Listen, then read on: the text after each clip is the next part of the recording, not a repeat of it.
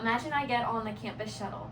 I sit down, I immediately pull out my phone, and I scroll the whole way till I reach my stop.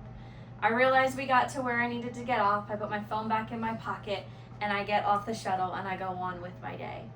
In that moment, I was surrounded by people, but I was entirely alone. My name is Alayna Self, and I'm part of SCOM345, which is Persuasion. And this moment that I just described is not unique to me. This is something that's very common for all of us. As college students, especially women, social media shapes our identity, often leads to comparison, and affects our presence in our daily lives. So my proposition is this: we must vigilantly guard our social media use because excessive usage results in disconnected lives and negative mental and spiritual health.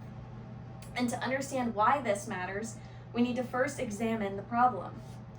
So today I will explain the problem of overuse, the cause behind it, the solution to reduce it, and the results of taking action or not. So let's begin by looking at the serious consequences of social media overuse. Overuse results in a disconnected life.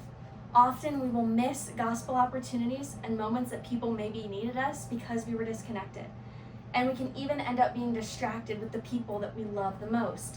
But social media overuse affects more than our relationships. It impacts our mental and spiritual health. Studies show that 3 hours of social media use a day greatly increases risk of isolated feelings and chance of anxiety. This was a study done by Gorman in 2025. Additionally, a study by Hunt in 2018 showed that limiting social media use reduces depression and loneliness. Spiritually, overusing social media will disconnect us from the Spirit, and we'll have less awareness of others' needs around us. And to understand why this happens, we must examine the root cause.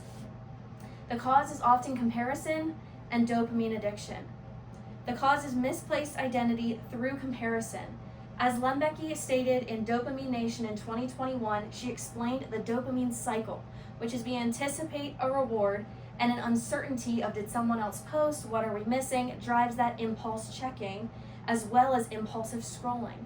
This leads to endless dopamine spikes and crashes that never leave us satisfied. So this cycle produces serious consequences in real life. Being exposed to such curated lives often leads to comparison and identity distortion. If my life isn't curated, what do I have to offer the world?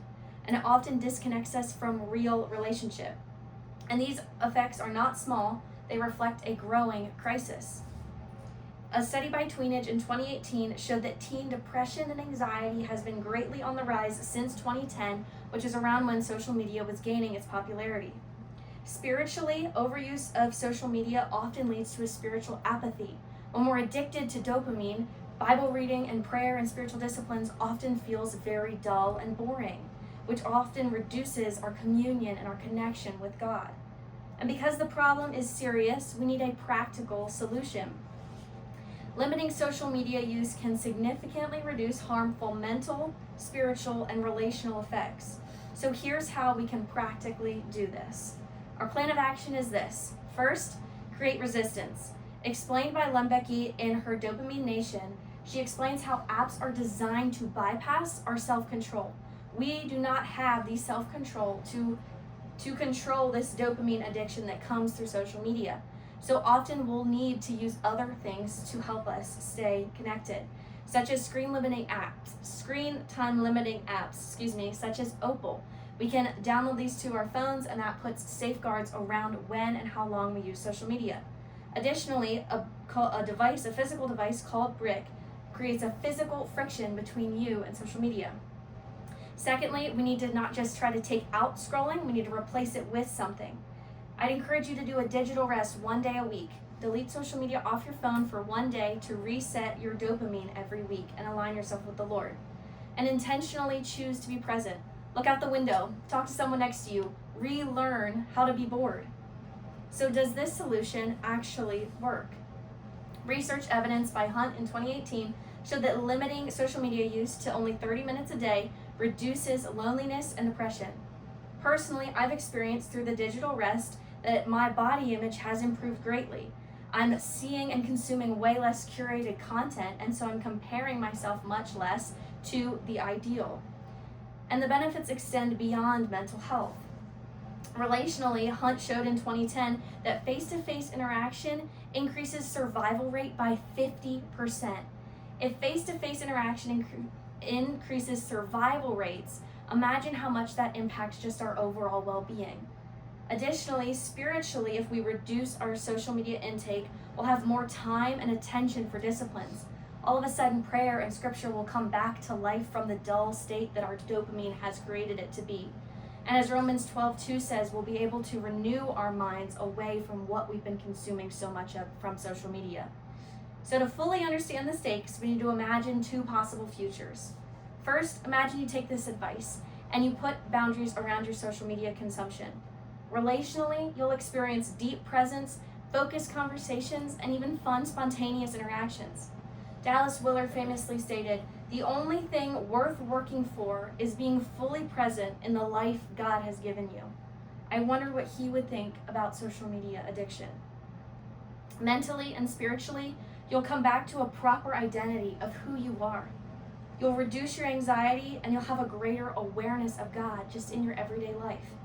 But if we don't manage social media use, the future is very different. Relationally, we'll continue to be isolated despite digital connection.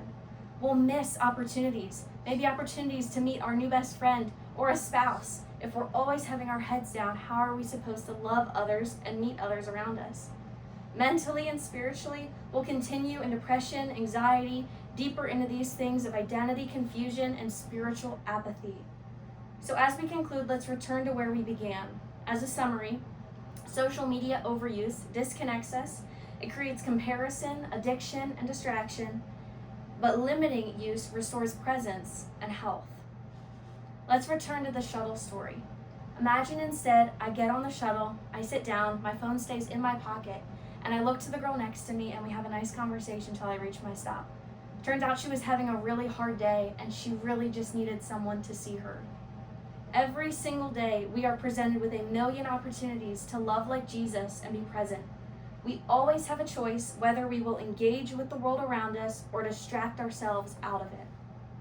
We must vigilantly guard our social media use because excessive usage results in a disconnected life and negative mental and spiritual health. Thank you.